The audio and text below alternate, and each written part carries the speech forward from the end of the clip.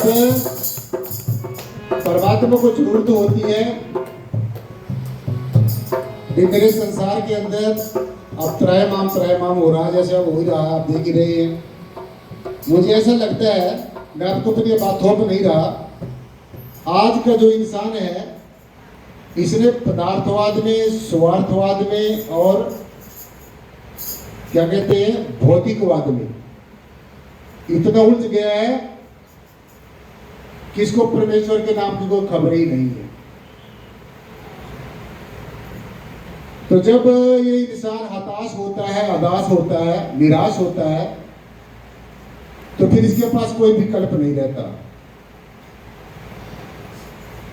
तो फिर ये क्या करेगा, कहीं भगवान को कहीं देखेगा, कहीं कहीं देखेगा, कभी कहीं ढूंढेगा, कभी किसी तौर तरीके से कोशिश करेगा कि इस तरीके से मेरे को पता चल जाए। लेकिन होता क्या है, ये जब सब जगह से उदास हो जाता है, फिर ये बैठ जाता है टिक के बैठना है, स्थिर होना है, अपने आप में ठहरना है, भटकना नहीं है। अगर भटकोगे तो कुछ नहीं मिलने वाला है।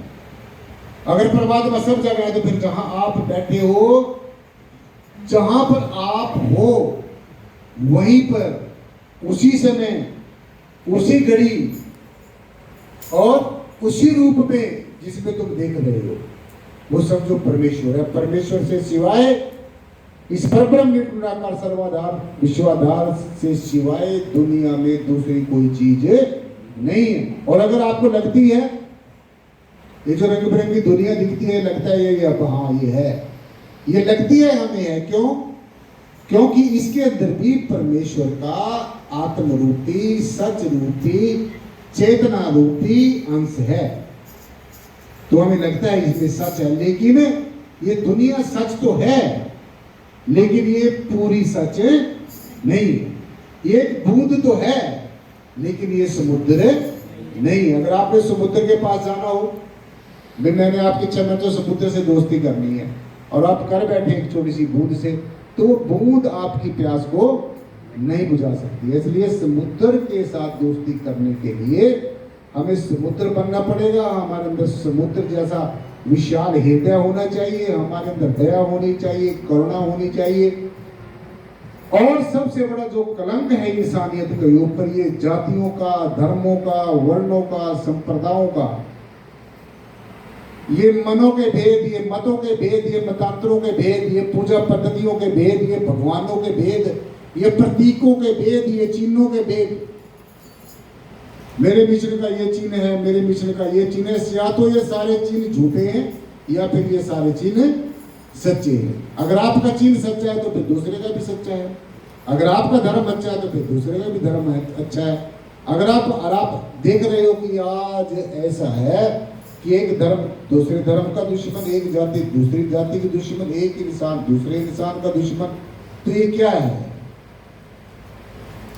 तो ये हम समझ रहे हैं कि हमें ये चीज समझ में आ गई, लेकिन वास्तव में ये चीज आपको अभी समझ में नहीं आई है। तो इसलिए जब तक ये धर्मों के आधार पर जो मतभेद हैं, मनों के आधार पर मतभेद हैं, देखो आप चाहे जो भी दुनिया में बन जाए, लेकिन अगर आप कंप्लीट आनंद चाहते हैं, जीते जी मुक्ति चाहते हैं, जीते जी परमेश्वर के होना चाहते हैं, जीते जी परमेश्वर को अपना बनाना चाहते हैं और भगवत प्राप्ति के सपने को अपने जीवन में साकार करना चाहते हैं, तो फिर तो भाई इन सारी की सारी अटकलों से आपको ऊपर उठना ही पड़ेगा। If you wish to reach your absolute and complete destination, then you will have to cross all these worldly hurdles. तो ये जो हर्डल्स है, जैसे बैरिकेड्स होते हैं पुलिस वालों के लगाए हुए, तो ऐसे ही ये काल की माया ने भी आपके रास्ते में बैरिकेड्स लगाए हुए, तब तो आपको ये क्रॉस करके जाने पड़ेंगे। तो इसलिए जब परमेश्वर को ये लगता है कि अब ये जीव भटक गया है, त्रयमाम होती है, तो फिर परमेश्वर संतों का रूप धारण करके हम जैसे लोगों को सदमार्ग पर चलने की प्रेरणा देने के लिए इंसान के रूप में आता है। संत रूप अपना तन धरया, संतों का रूप धारण करके हमारे बीच में आता है।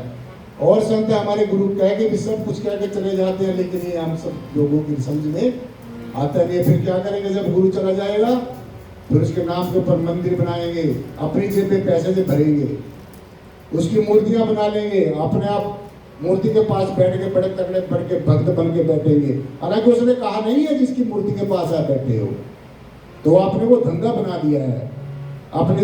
अब आप उसकी पूजा नहीं करा रहे हो, अब तो आप अपनी पूजा करा रहे हो, फिर उसका तो बहाना है। तो इसलिए मैं आपको सीधा सीधा बताना चाहता हूँ, जो इंसान किसी की बनाई हुई भगवान का सहारा लेता है, जो किसी गुरु की मूर्ति का सहारा लेता है, जो किसी देवी देवता की मूर्ति का सहारा लेता है, तो वो कल्पना में फंसा रहता है। वो अपनी शुरुआत हो सकती है, वो एक अलग बात है, परंतु अगर सारी जीवन आप इसी में फंसे रहे, इसी जड़ चीजों की आप पूजा करते रहे, इंसान की बनाई कल्पनाओं के आगे गिड़गिड़ाते रहे, तो क्या हो सकता है?